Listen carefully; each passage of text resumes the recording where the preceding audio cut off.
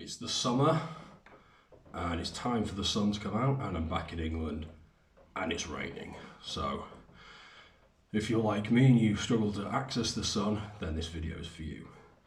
So obviously not all countries are great for vitamin D, but you need it for testosterone. It's a non-negotiable. You have to have it, and you know, you'd be amazed at the amount of people who are deficient.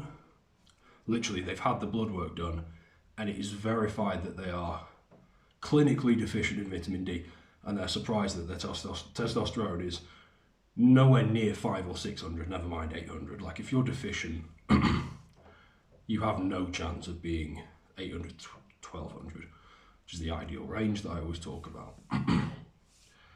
So luckily there's other things you can do, even if you've not got any access to the sun at all.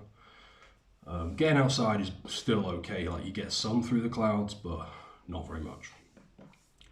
A vitamin D3 spray that you put under your tongue, that's the first, most immediate replacement. I always get asked on the best brand. I don't know if this is the best out of all of them, but Better You is a brand that's good, and it's D3 and it's got the K2, vitamin K2 for the absorption in it.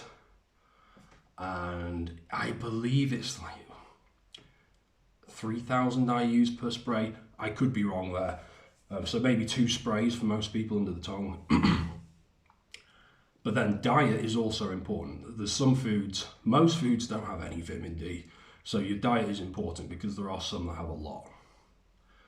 Trout, I believe, is the most vitamin D heavy food there is.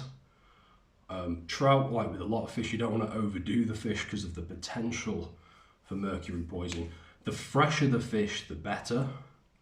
A lot of Mediterraneans and a lot of fishmongers are good for this. But trout is number one in terms of vitamin D density. Sardines are brilliant. Again, fresh sardines better than tinned sardines, but tinned is better than nothing. Salmon, very good. Eggs, assuming you're getting the yolk, because that's where the D3 is. So eggs are good. There's another food. Beef liver. And I think a few different organ meats have a decent amount of vitamin D, but trout is king. So if you're not getting any sun, you've got to get the seafood. This is why I go on about seafood so much. A lot of carnivore guys seem to neglect it. A lot of these TRT guys seem to neglect it. But if you're on TRT, you don't need D3 because you're just injecting the stuff into yourself. Changes the game. Not the healthiest thing, not the best thing long term. A lot of people skyrocket their estradiol, so and then they get the bloating and they get the tiny balls and all that. Natural's better. But vitamin D3 is extremely important, and your diet plays a very significant role. So if you have 5 eggs a day and either some salmon and sardines, and either beef liver in the evening or trout, that's going to be a lot of vitamin D3 just from your diet.